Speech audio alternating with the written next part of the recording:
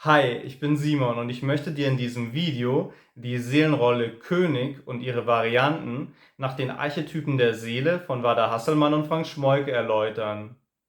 Deine Seelenrolle ist besonders wichtig, weil sie deine seelische Identität und Grundessenz beinhaltet. Zum besseren Verständnis des Kontextes empfehle ich dir mein Einführungsvideo in die Seelenrollen und mein Einführungsvideo in die Archetypen der Seele und Seelenlehre anzuschauen. Die Dinge passieren nicht. Die Dinge werden gemacht, damit sie passieren. John F. Kennedy. Ein König zu sein und eine Krone zu tragen, ist für die, die sie sehen, herrlicher als für die, die sie tragen. Queen Elizabeth I. Um Frieden zu schaffen, muss man ein kompromissloser Anführer sein. Um Frieden zu schaffen, muss man auch den Kompromiss verkörpern. Benazir Bhutto.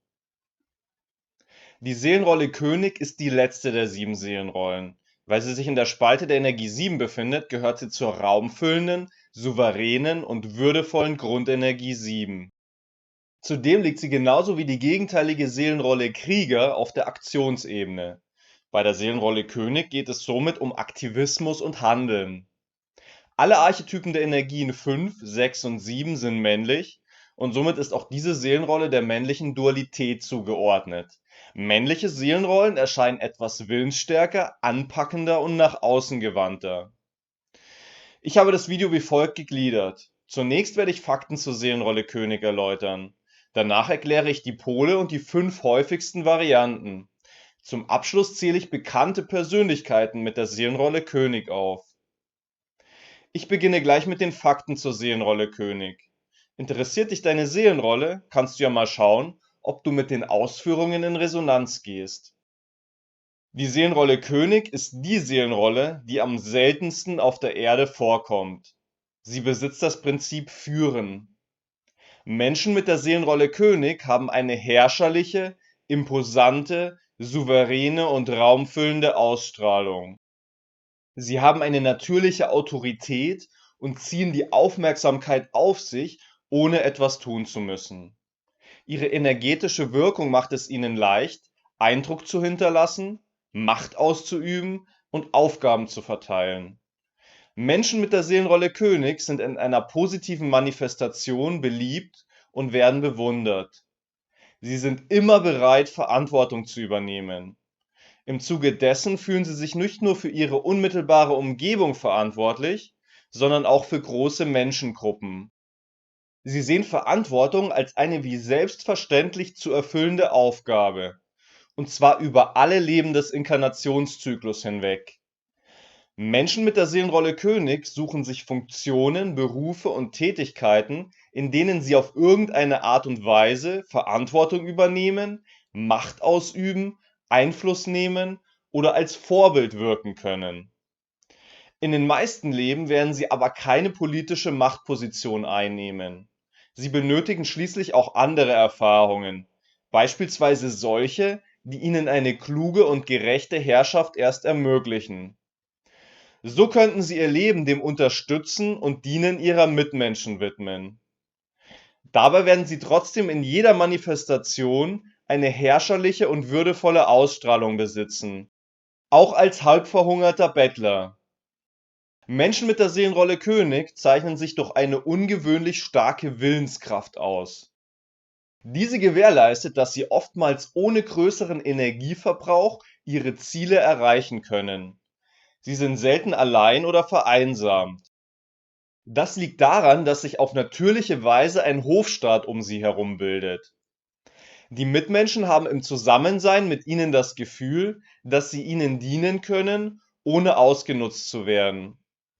Menschen mit der Seelenrolle König sind auf die Ratschläge anderer angewiesen. Freundschaft ist ihnen sehr wichtig. Feindschaft wissen sie mit Würde zu tragen. Manchmal müssen Menschen mit der Seelenrolle König aufgrund von Ereignissen und Situationen ihre Macht abgeben und abdanken. Im Exil sammeln sie ihre Kräfte und Verbündeten, um anschließend wieder ihren Aufgaben gerecht werden zu können. Menschen mit der Seelenrolle König sollten darauf achten, sich selbst nicht kleiner oder größer zu machen, als sie in Wirklichkeit sind. Sie können an einem mangelnden Selbstwertgefühl besonders stark leiden. Je älter eine Königsseele wird, desto größer wird die Wirkung, die sie entfaltet. Ich zitiere dazu die Quelle: Wenn ein König das Seelenalter der Reife erreicht oder überschritten hat, wird er ein Mensch sein, dessen Licht weithin leuchtet über Zeit und Raum. Er wird einen tiefen Eindruck bei seinen Mitmenschen hinterlassen, da nunmehr so viele zu seinem inneren Hofstaat gehören, dass sie kaum noch zu zählen sind. Er wird große Gruppen führen, starke Bewegungen veranlassen oder auch mit Vorliebe zum Philosophenkönig werden, um anderen, die sich von ihm und seiner Größe angezogen fühlen, all die Dinge beizubringen, die er aufgrund seiner vielen Reisen in vielen Schichten der Existenz und des Lebens erworben hat. Zitat Ende. Die Seelenrolle König befindet sich in der Tabelle mit den 49 Archetypen der Seele in der Spalte der Energie 7. Also passen zu ihr in einer abgeschwächten Form die Seelenarchetypen der Energie 7: Angstmerkmal Ungeduld, Entwicklungsziel Herrschen, Modus Aggressivität, Mentalität Realist und motorisches Reaktionsmuster. Und meiner Meinung nach passt zu ihnen auch der Seelenweg der Energie 7, der Weg der Suche. Die Seelenrolle König hat den Minuspol selbstherrlich und den Pluspol hoheitsvoll. Menschen im Minuspol selbstherrlich haben das Gefühl, von anderen zu wenig hofiert zu werden und zu wenig Anerkennung zu bekommen. Deswegen schenken sie sich ihre Bestätigung und Bewunderung selbst. Sie brüsten sich vor ihrem Hofstaat. Menschen in diesem Minuspol fällen Entscheidungen, ohne ihre Mitmenschen und Ratgeber zu befragen. Sie isolieren sich und meiden jegliche Kommunikation, die sie in Frage stellen könnte. Das liegt daran, dass sie Angst haben, ihre Herrschaft und ihren Führungsanspruch zu verlieren. Sie bestehen auf Gehorsam und möchten um jeden Preis ihren Willen durchsetzen. Außerdem fühlen sie sich auf jeden Fall im Recht und ziehen die Bedürfnisse anderer nicht in Betracht. Menschen im Pluspol hoheitsvoll tragen die Verantwortung und führen klug und gerecht. Sie beziehen ihre Ratgeber in die Entscheidungsfindung ein. Zudem zwingen sie anderen ihren Willen nicht auf. Das heißt, dass sie ihren Mitmenschen größtmögliche Freiheiten in ihrer Entwicklung einräumen. Sie geben ihnen aber auch Orientierung und nehmen ihnen im Zuge dessen die Entscheidungen ab, die sie selbst nicht treffen können. Menschen in diesem Pluspol setzen Maßstäbe, die aus ihren eigenen Erfahrungen stammen. Sie versteifen sich nicht auf Regeln und Gesetze, sondern passen sie an die jeweiligen Situationen an. Hast du die Seelenrolle König oder glaubst du sie zu haben? Schreibe gerne deine Erfahrungen in die Kommentare. Jetzt möchte ich versuchen, dir die Seelenrolle König und ihre Energie auf einer anderen Ebene zu versinnbildlichen. Und zwar siehst du hier ein Seelenbild der Seelenrolle König. Das Bild wurde erstellt von der Künstlerin Nina Kaiser. Auf ihrer Webseite weißerraum.space kannst du unter anderem Energiebilder der Seelenrollen erwerben. Purpurrot ist eine passende Farbe zur anleitenden Grundenergie 7. Ein passendes Musikstück ist für mich Jupiter von Gustav Holst. Hör dir bei Gelegenheit mal das Musikstück an und lass das Bild auf dich wirken. Jetzt komme ich zu den Varianten der Seelenrolle König. Ich werde nun die 5 typischsten und häufigsten Erscheinungsformen ausführen. Diese entstehen aus Einseitigkeiten in der Nutzung der Grundenergie und können durch Ängste hervorgerufen werden. Es gibt natürlich auch noch weitere Erscheinungsformen der Seelenrolle König, die kommen aber nicht so häufig in der Gesellschaft vor. Die 5 Varianten der Seelenrolle König sind Alleinherrscher, Haustyrann, Exilregent, Bettelbaron und Thronanwärter. Ich gehe jetzt die einzelnen Varianten durch. Die erste Variante der Seelenrolle König heißt Alleinherrscher. Menschen mit der Variante Alleinherrscher treffen alle Entscheidungen selbst, bitten niemanden um Rat und ziehen keinen ins Vertrauen. Erst im Nachhinein informieren sie die betroffenen Menschen von ihrer Entscheidung. Sie befürchten, dass andere ihnen nicht vertrauen und hineinreden. Sie befürchten, keine Bewunderung zu bekommen, entwertet und entthront zu werden. Ihre Angst gaukelt ihnen vor, dass sie ganz allein wissen, was am besten für alle ist. Es würde viel zu lange brauchen, alles bis ins Detail durchzusprechen und andere zu berücksichtigen. Menschen mit der Variante Alleinherrscher sehnen sich in ihrem Inneren nach Bestätigung und Ruhm. Andere Menschen werfen ihnen Selbstherrlichkeit und Verantwortungslosigkeit vor. Ihr Verhalten führt zur Isolation und schädlichen Entscheidungen. Als nächstes komme ich zur Variante Haustyrann. Menschen mit der Variante Haustyrann befinden sich in beruflichen Positionen, in denen sie kaum Verantwortung tragen und sich ständig unterordnen müssen. Dagegen ist ihr Auftreten dominant und alles andere als bescheiden. Sie schreiben ihren Familienmitgliedern vor, wie sie zu denken und zu handeln haben. Zudem werden sie leicht wütend und dulden keinen Widerspruch. In ihren Fantasien und Träumen sehen sie sich über andere herrschen.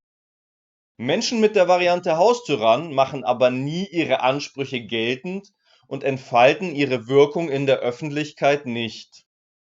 Sie beneiden machthabende Menschen, setzen sie spöttisch herab und sprechen ihnen die Eignung für ihre berufliche Position ab.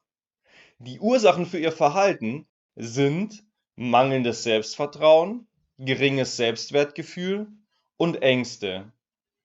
Sie befürchten, ihre Herrschaft nicht angemessen ausüben zu können. Sie befürchten, Fehler zu machen und dadurch Schuld auf sich zu laden. Drittens, die Variante Exilregent. Menschen mit der Variante Exilregent haben einen Anspruch auf Gehörtwerden, Einfluss, Wirkung und Herrschaft. Sie glauben, dass ihnen etwas Wunderbares und Großartiges zusteht. Im Zuge dessen träumen sie von einer besseren Zukunft, einem anderen Leben, Freiheit, Selbstverwirklichung und Erfolg. Ihr Problem ist, dass sie ihr Leben nicht in die Hand nehmen und nicht in die Handlung gehen. Menschen mit der Variante Exilregent übersehen vor lauter Träumen und Sehnsüchten die Möglichkeiten, die ihnen ihr aktuelles Leben bietet. Sie sind verbittert und enttäuscht, weil ihre Ansprüche nicht der Realität entsprechen. Dennoch geben sie die Hoffnung auf eine bessere Zukunft nicht auf. Für sie wäre es ratsam, ihre Resignation zu beenden, ihr Leben auf positive Weise zu akzeptieren und im Hier und Jetzt eine Aktionsbereitschaft zu entfalten. Battlebaron ist die vierte Variante. Menschen mit der Variante Battlebaron wollen, leben, denken und fühlen unter ihren Möglichkeiten. Sie leugnen ihre Bedürfnisse nach Größe und Kraft. Ihre Talente, Stärken, Kräfte und materiellen Mittel nutzen sie kaum. Sie sind übermäßig bescheiden und anspruchslos.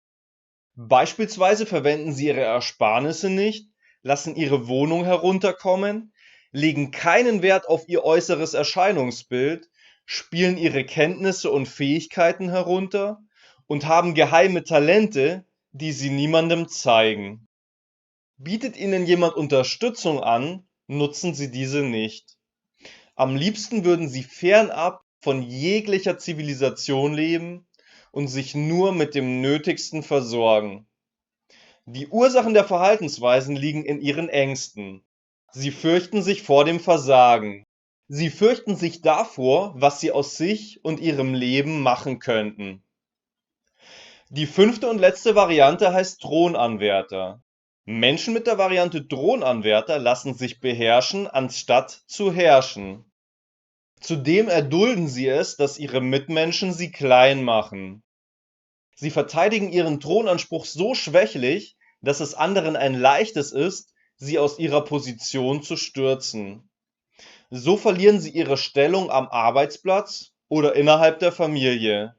Sie fühlen sich schwach, hilflos und mutlos. Die Menschen flüchten sich in eine Opferhaltung.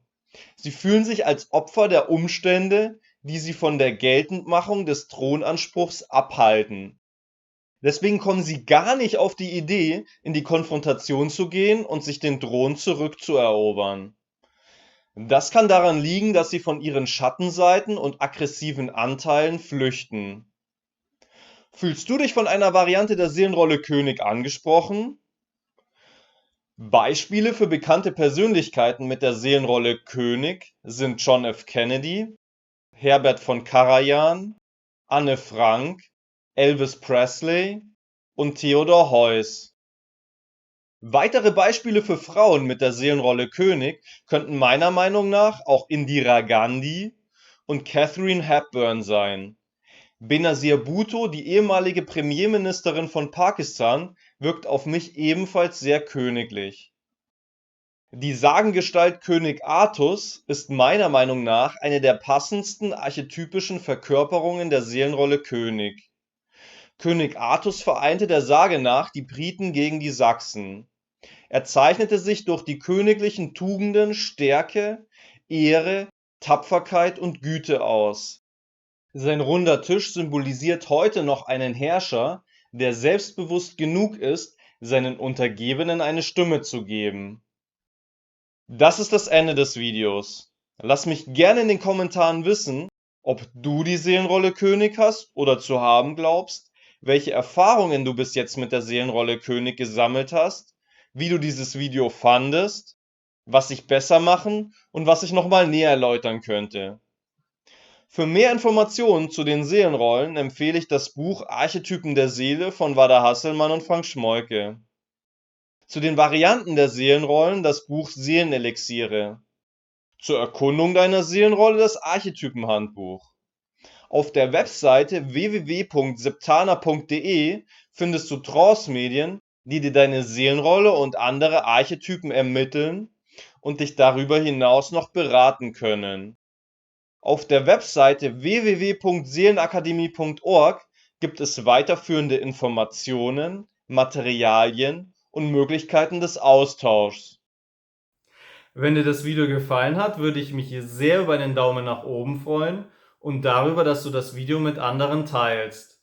Wenn du mehr Videos zu den Archetypen der Seele und Seelenlehre nach Wada Hasselmann und Frank Schmoyke anschauen möchtest, abonniere gerne den Kanal. Schön, dass du dabei warst. Dein Simon.